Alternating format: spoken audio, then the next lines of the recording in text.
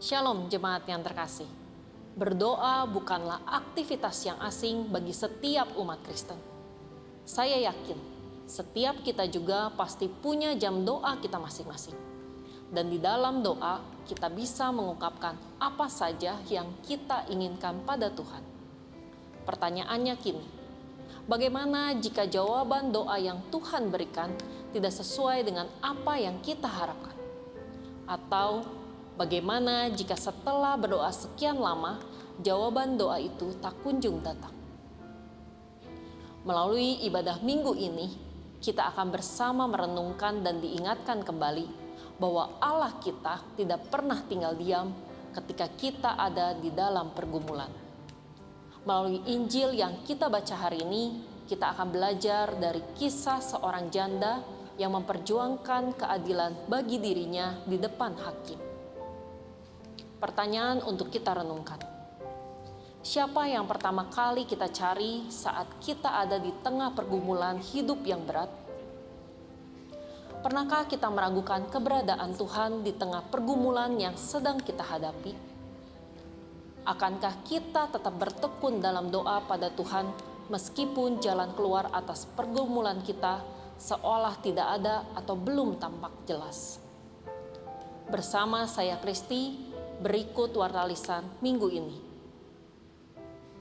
Ibadah umum 1 dan 2 pukul 7.30 dan 10 pagi dapat diikuti secara onsite di gedung utama lantai dasar.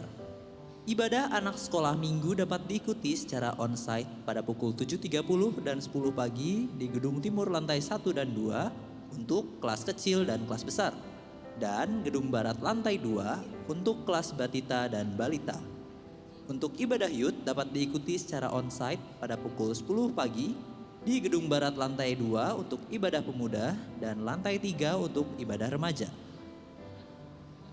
Mari bersama-sama menghadiri kebaktian rumah tangga yang akan dilayani oleh Pendeta Alfian Dito Yuliandiki pada hari Rabu tanggal 22 Oktober pukul 18 bertempat di rumah keluarga Bapak Jemi Ibrahim. Untuk informasi lebih lanjut, silakan lihat di Warta Jemaat. Sampai jumpa, Tuhan memberkati. GKI Kebon Jati mengundang Bapak Ibu dan saudara sekalian untuk hadir dalam kegiatan Bina Jemaat.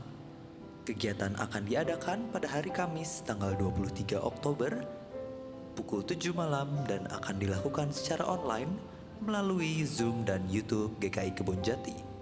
Dalam kesempatan ini kita akan bersama-sama belajar dan merenungkan bersama Bapak Christian Fredina. Sampai jumpa, Tuhan memberkati.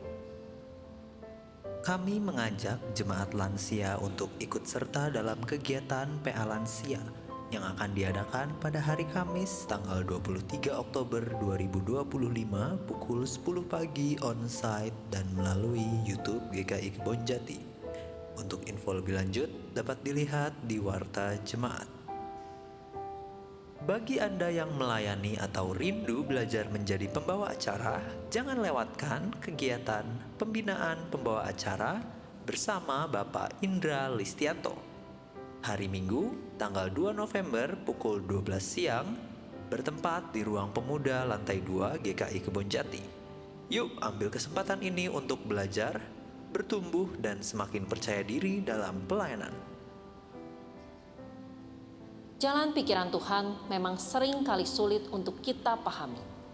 Namun dalam segala keadaan, yakin dan percayalah bahwa Allah tidak pernah tinggal diam dalam segala peristiwa kehidupan yang sedang kita hadapi.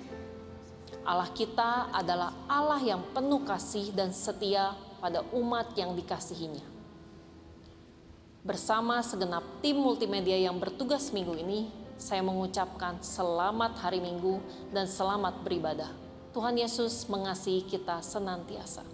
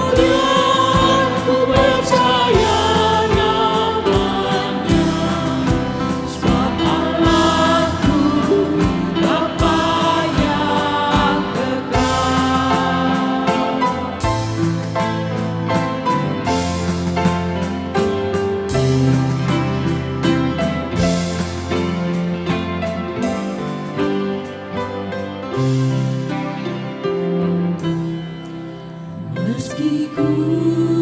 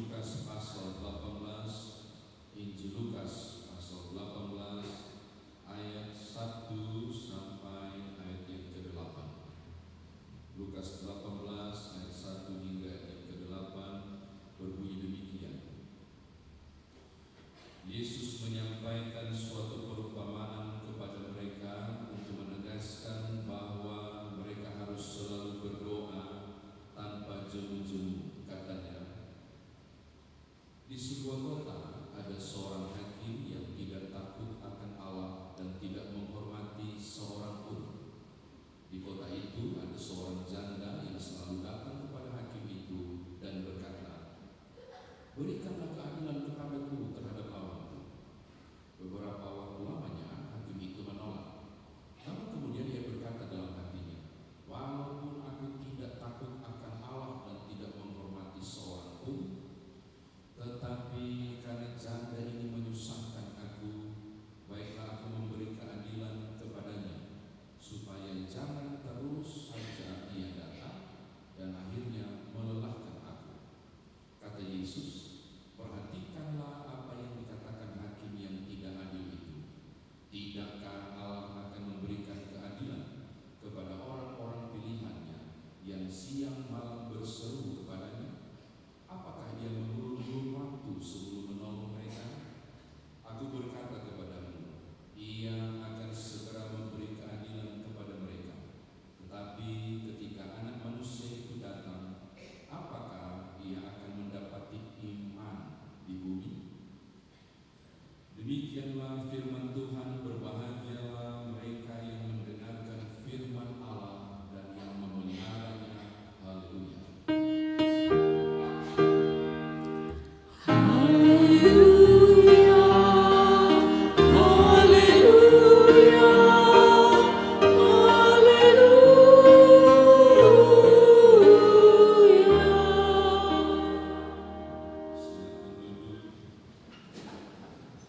Shalom Bapak Ibu Saudara.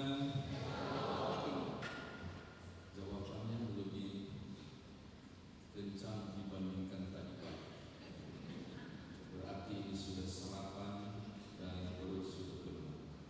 Shalom itu bukan sekedar salam, tapi juga doa. Biasanya orang yang lebih tinggi atau lebih berumur atau posisi jabatan yang lebih tinggi akan mengatakan begini, "Shalom Aleichem." Lalu yang di bawah akan merespon, yang lebih muda akan merespon, "Wa Aleichem Shalom." Shalom Aleichem berarti damai sejahtera Allah bagimu. Dijawab, damai sejahtera Allah yang sama juga bagimu. Kita coba yuk. Shalom Aleichem. Ya, sebagian sudah bisa ke Israel. Bolehkah Bapak Ibu dengan senyum memberi salam kanan kiri muka belakang, katakan damai sejahtera bagimu? Kan ini bukan salam tapi juga doa. Katakan damai sejahtera. Ayo dong gerak-gerak salam. Dan hidup sedikit. Nah, itu baru gereja yang sekutu saling menyapa sukacita. Ya, oke. So boleh saya khotbah. Bapak Ibu, menurut Bapak Ibu ketika melihat mukaku ini, aku orang apa? Kayaknya namanya tidak sesuai dengan rupanya, benar kan? Akui saja. Bapak saya Bali, mama saya Sangir, Sulawesi Utara. Saya lahir besar Manado. Jadi Pamana, Pakita, Pagoda, Pastilus saya lancar. Logat Manadonya lancar banget. Tapi orang lebih yakin kalau lihat mukaku pasti bilang Ambon pasti, orang Ambon ini. Tapi kalau lihat gaya bicara pasti bilang Batak ini. Terserah Bapak Ibu, inilah produk yang Tuhan buat. Kondisi saya begitu. Istri saya, papanya Ambon, mamanya Jawa. Itu dulu. Selalu 1, 2, 3. Nah, itu dia. Jadi bisa bayangkan anak saya bagaimana modelnya dan tidak jelas semua. Baik, saya diinformasikan begini rupanya tadi. Kenapa dikasih mic seperti ini? Supaya saya boleh turun jalan-jalan.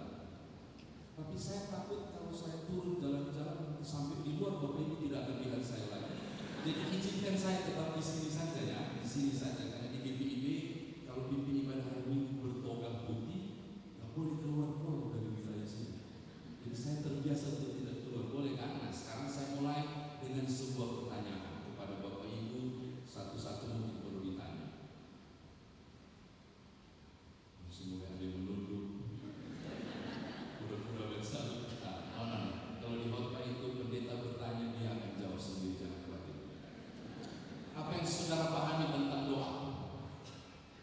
saudara paham dengan doa? Paling banyak orang berkata doa adalah cara kita berkomunikasi dengan Allah, atau doa adalah nafas hidup orang percaya. Sehingga kalau orang tidak berdoa, dia tidak bernafas. Kalau tidak bernafas, mati dia. Orang yang tidak berdoa mati secara rohani. Ya kan itu maksudnya. Tapi tahukah saudara kata berdoa di sini yang muncul pada ayat yang pertama untuk menegaskan bahwa mereka harus selalu berdoa. Kata berdoa itu dalam teks asli Yunaninya itu preseuke. Gak usah diikuti nanti kan preseuke itu aja. Preseuke. Tahukah saudara bukan berdoa artinya. Preseuke berarti yang kuhantar. Yang kuhantar. Itu doa artinya. Preseuke berarti yang kuhantar. Maka kalau berdoa berarti menghantar kepada Allah, berarti preseuke berarti yang aku hantar kepada Allah. Kalau Bapak Ibu menghadap pejabat menghantar sesuatu, paling tidak sederhananya, standarnya paling rendah pasti pakai batik. Gak mungkin bawa ke kaos oblong baru bilang bos ini ampias orang bilang, gak mungkin, pasti rapi. Makanya ketika bicara soal aku preseuke menghantar kepada Allah, caranya harus bagus. Tidak heran para murid di Injil Matius bilang begini kan, Tuhan ajarkanlah kami berdoa. Buatlah kami tahu cara menghantar sesuatu kepada Allah. Dan yang dihantar adalah permintaan. Makanya yang pertama saya mau katakan begini, ketika tema ini bicara tentang bahwa Allah peduli, Allah tidak berdiam diri, dan starting pointnya adalah Tuhan Yesus mau ajar supaya orang berdoa yang baik dan benar. Saya bilang dulu kepada saudara, Bapak Ibu Saudara, bahwa berdoa berarti aku menghantar sesuatu, engkau harus menghantar dengan baik. Ini hal yang pertama, oke? Namun kenyataannya, adakah di antara saudara yang mengalami sesuatu yang pasti mirip dengan yang saya alami? Siang malam setikam lutut di sudut kamar, komat kami berdoa, tapi sampai dunia sekarang Tuhan bagian kesian. Saya pakai orang benar bagi paham. Sudahlah, oke sudah. Berulang kali saudara berdoa, tapi Allah tidak menjawab. Berulang kali kita memohon, tapi seakan surga berdiam. Lalu adakah di antara saudara yang mulai tawar hati, baru mulai kepahitan dan bilang, di mana Tuhan? Saat saya berseru, Engkau berdiam saja. Saya mau kasih tahu Bapak Ibu, ada satu pribadi yang berdoa dan meminta. Dia bilang begini, Eli, Eli, lama sabachthani. Ya Allahku, ya Allahku, mengapa Engkau meninggalkan aku? Saudara jawab, diam. Jadi kalau doamu belum terjawab, jangan komplain. Yesus saja didiamin, apalagi lu. Ini mendidik dulu bahwa ada momen di mana doa saudara dan saya seakan-akan surga berdiam. Gimana caranya merespon kondisi ini? Mari kita masuk ke teks ini. Tuhan Yesus mengatakan ayat 1, tanpa jemu-jemu, catatan pertama. Ini dari kata Ibrani, NKKI itu benar, tanpa jemu, tapi kehilangan hati atau semangat. Poin pertama, jika saudara percaya bahwa Allah tidak berdiam sesuai tema dan Dia peduli, maka ketika saudara mengalami kediaman Allah, diam banget Tuhan, Alkitab bilang NKKI tadi, maka lakukanlah doa tanpa jemu. Jangan berhenti berdoa, teruslah meminta, teruslah memohon. Pernah tahu Matius 7 ayat 7? Mintalah maka akan diberikan, carilah maka akan mendapat, ketoklah maka pintu akan dibukakan. Itu dalam tenses Yunani Bapak Ibu. Kalau di Inggris kan itu kira-kira unending present continuous tense, kegiatan yang sedang berlangsung terus menerus. Maka kalau menerjemahkan bebas Matius 7 ayat 7 harus begini, mintalah, mintalah, mintalah, mintalah.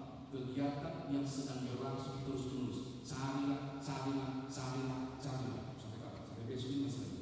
Ketok, ketok, ketok, ketok, ketok. Maka bicara soal Allah yang tidak tinggal diam, Allah yang peduli. Di saat engkau merasa Tuhan tidak peduli, merasa seakan Tuhan berdiam diri, masuk ke titik si janda ini. Berulang kali dia ketok pintu hakim itu, sampai hakim itu merasa terganggu dan akhirnya mengabulkan. Aku mau bilang hal pertama kepada saudara, jangan berhenti berdoa, jangan berhenti berharap, teruslah sampai mujizat terjadi. Amin. Gitu. Jadi kekristenan saudara diuji pada titik ini. Poin yang kedua, ketika dia lakukan terus-menerus, ini bukan cuma soal tidak kehilangan semangat. Ketika dia melakukan ini terus-menerus, dia membicara satu hal yang sangat penting pula, yaitu keyakinan bahwa kalau aku melakukannya, permintaanku akan dijawab. Tolong di multimedia tolong tampilkan ayat yang ke-8. Itu bagus banget. Orang sering baca teks ini tapi melupakan ayat 8 bagian akhir. Apakah ia akan mendapati iman di bumi?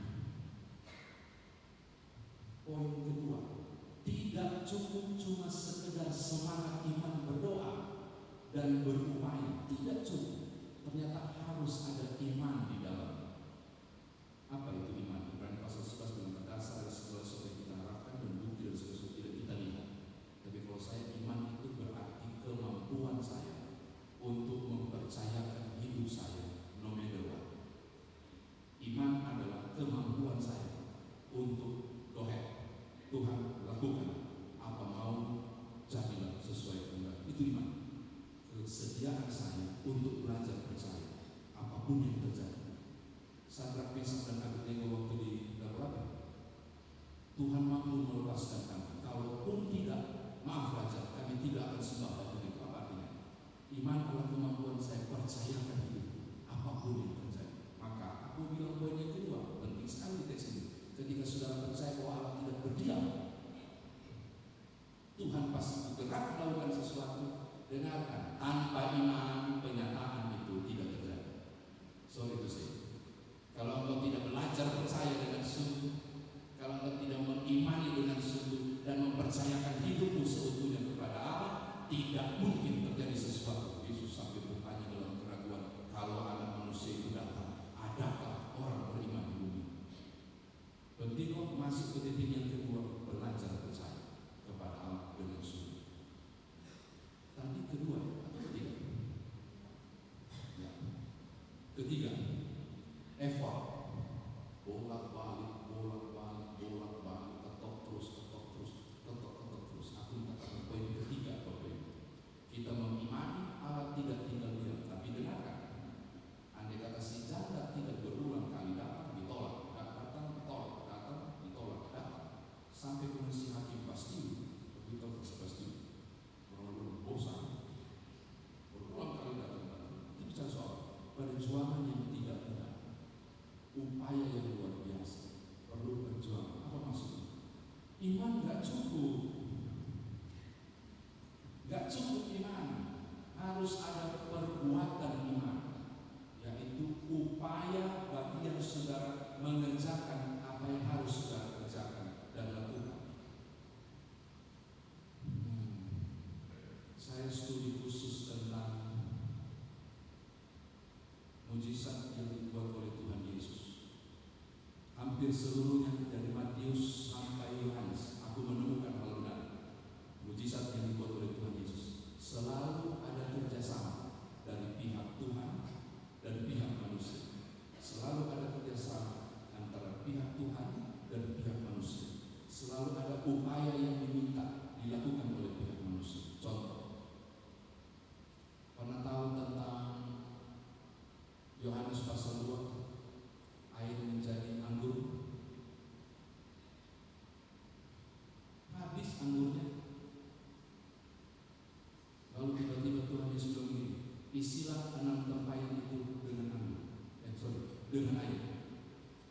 Isilah tempayan itu dengan air. Pertanyaan saya, yang isi sopo? Siapa yang isi? Tuhan Yesus kan? saat itu statusnya lagi kyrios atau pemilik, pemberi perintah istilah. Jadi yang isi siapa kesini? Pelayan. Jangan bikin ini Bandung, buka keran dapat air. Nggak. Di satu susah airnya, lebih mahal air daripada bahan bakar. Kalau yang sudah pergi sudah pasti tahu. Isi bolak balik. Kerjasama kita setelah sudah penuh, belum guru kasih penuh. Pas penuh baru lupa. Padahal Yesus bisa mengatakan di tong-tong kosong itu, di tempayan kosong itu terisi sekarang dengan anggur terenak di dunia. Bisa, tapi kagak. Dia suruh mereka isi dengan air. Apa yang saya katakan? Ada upaya dari pihak manusia. Kalaupun Tuhan tidak tinggal diam, bukan berarti engkau berpangku tangan. Harus ada upaya dari Bapak Ibu Saudara. Sebab orang elabora itu bukan bekerja dan berdoa doang. Itu kan peribahasa Romawi. Orang elabora itu punya makna begini: doakan apa yang kau kerjakan dan kerjakan yang sudah kau doakan. Jadi ada upaya saudara untuk mengerjakan bagian saudara. Ada penyempurnaannya Tuhan yang berkuasa. Amin. Aminnya langsung loyo. Saya kira demikian firman Tuhan ditafsir, karena sekarang bagaimana kita bawa dalam kehidupan beriman kita. Ini masih berlaku nggak 20 menit?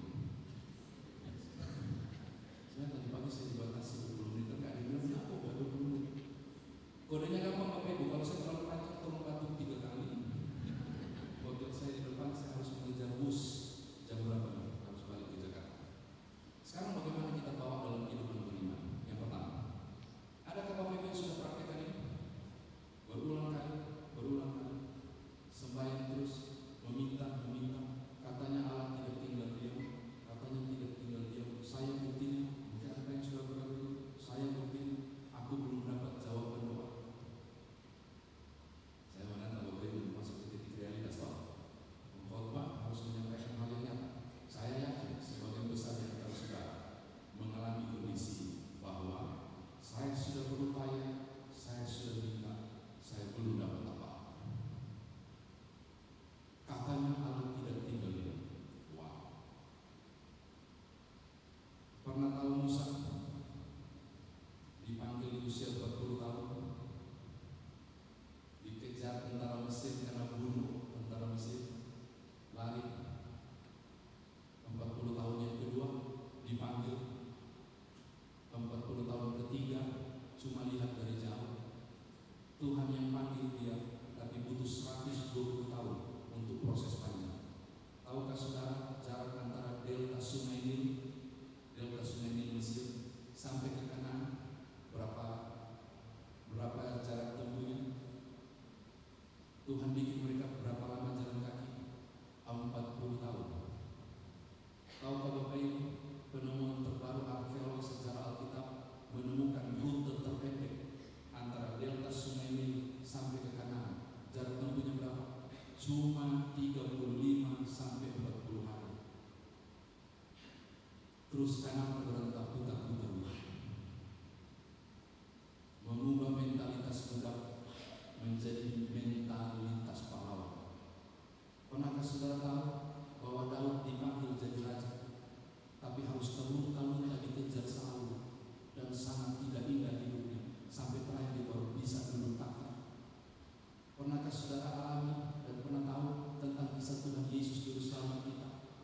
Butuh usia 30 tahun, lolos ke padang gurun, baru bisa mengajar. Tunggu usia 30 tahun.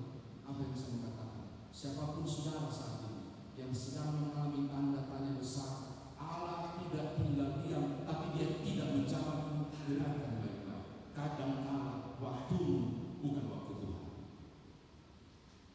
Timingnya nggak sama. Maka yang harus Bapak Ibu buat adalah belajar dari tokoh Alkitab tentang Allah yang tidak tinggal diam adalah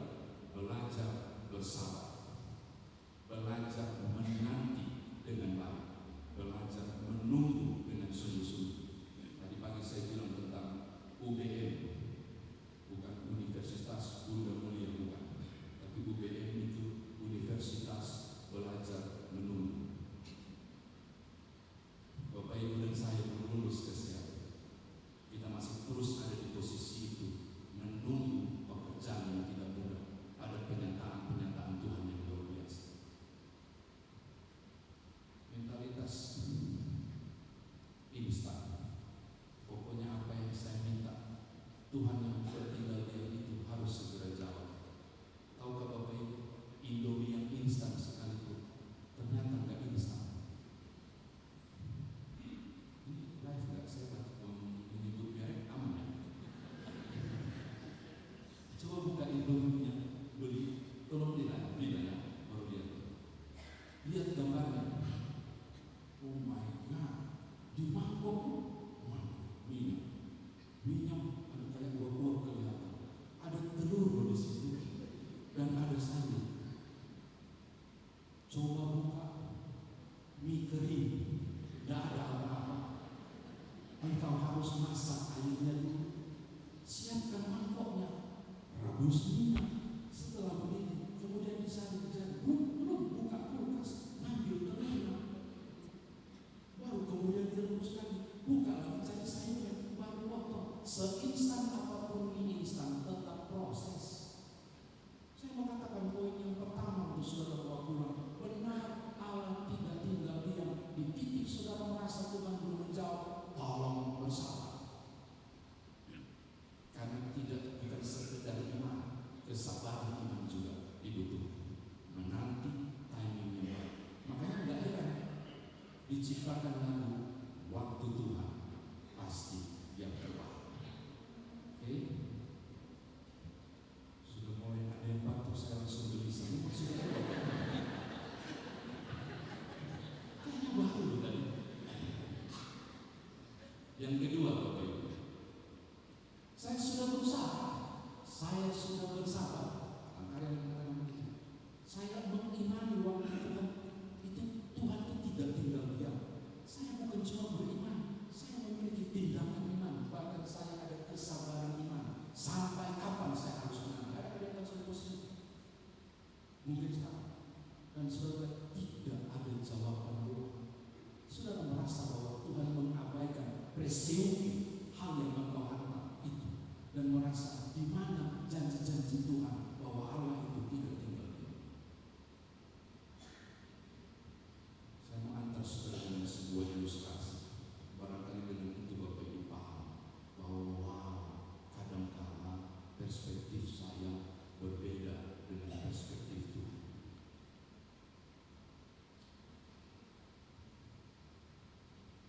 Ada seorang anak. Kalau tadi pagi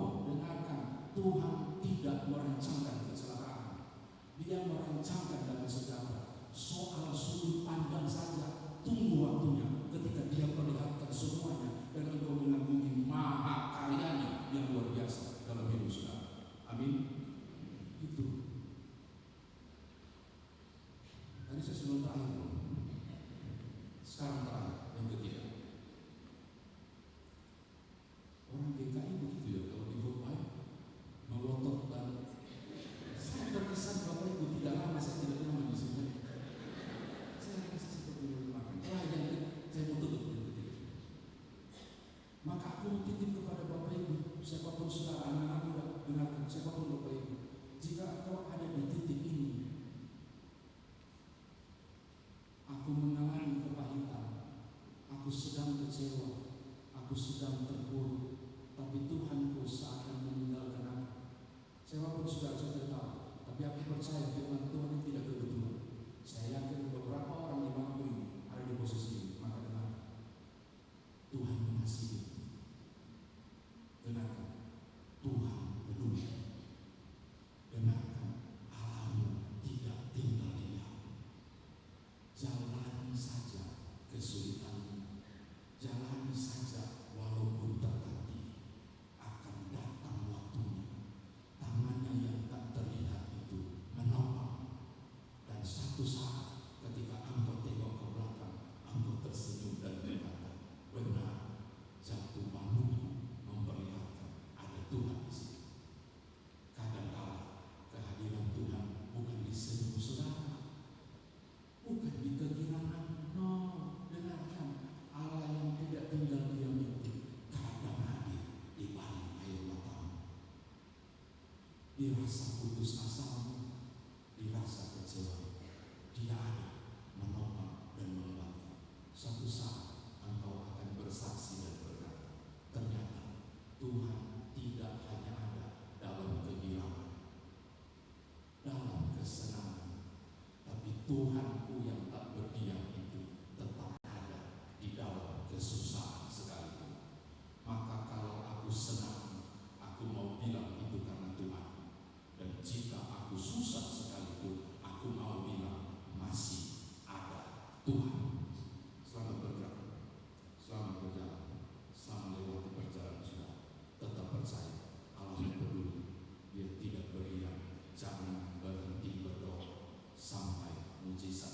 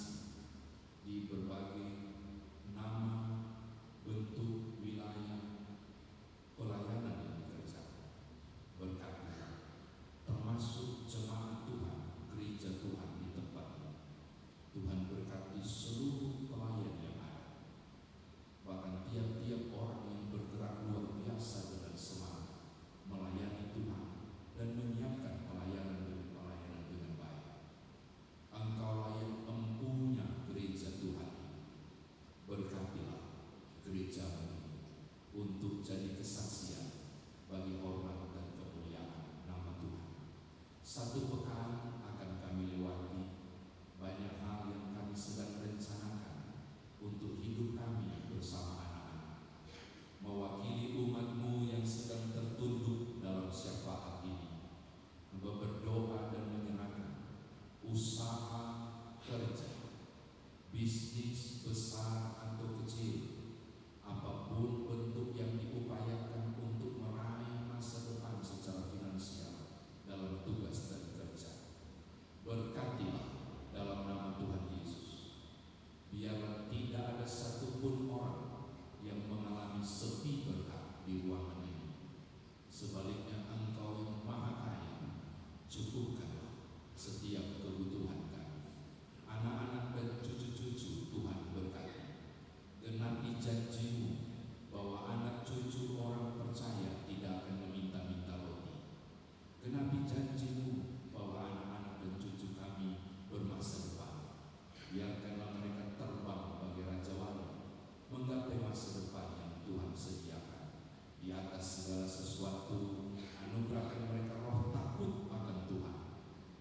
Jangan biarkan mereka ke kiri atau ke kanan, tapi lurus dalam ketaatan. Karena kami percaya pada ketaatan dan takut Tuhan, Engkau memerintahkan berkat. Bapa, terima kasih. Beberapa sedang bersyukur karena ulang tahun perkawinan atau ulang tahun pribadi, sukses dalam pendidikan, usaha pekerjaan apapun bentuknya. Kiranya syukur ini mengagungkan Engkau. Ingatkanlah kami ya Tuhan, bahwa ini bukan hasil kami, bukan kuat dan gagah kami, semua karena anugerah. Namun beberapa ada yang berguru, mungkin karena sakit, duka cita, atau beberapa persoalan besar atau kecil yang sedang dihadapi. Untuk mereka pula hamba berdoa dan memohon. Yang sakit pulihkanlah dalam nama Tuhan Yesus. Kami mohon biarlah Tuhan anugerahkan sukacita dan damai sejahtera. Karena sukacita dan damai sejahtera akan melahirkan kegembiraan. Kegembiraan juga kami percaya, hati yang gembira adalah obat yang manjur. Beberapa juga mensyukuri apapun perjalanan hidup, kiranya segala sesuatu yang sedang mereka alami dan jalani,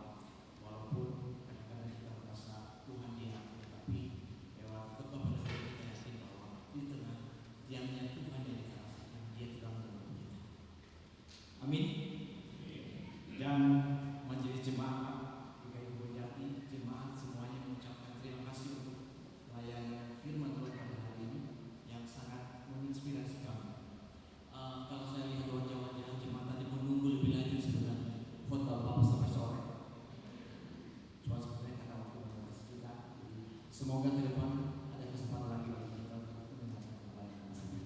Saya lagi terima kasih Tuhan memberkati pelayanan Bapak dan juga keluarga, dan salam buat jemaat yang Bapak layani.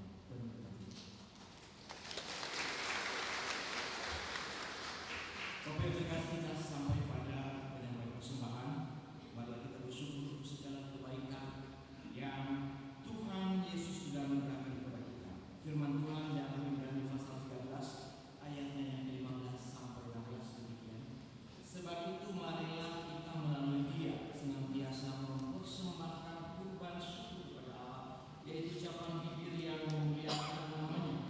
Janganlah kamu lalai untuk berbuat baik dan memberi bantuan, sebab kurban-kurban yang demikianlah yang berkenan kepada Allah. Bagi saudara, Bapak Ibu, persembahan yang akan diberikan oleh transfer atau melalui kantong persembahan yang akan diajarkan.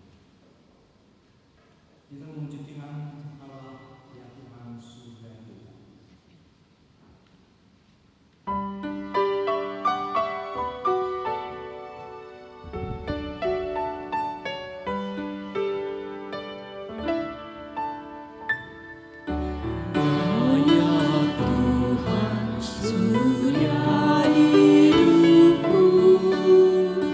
Asal kau ada yang lain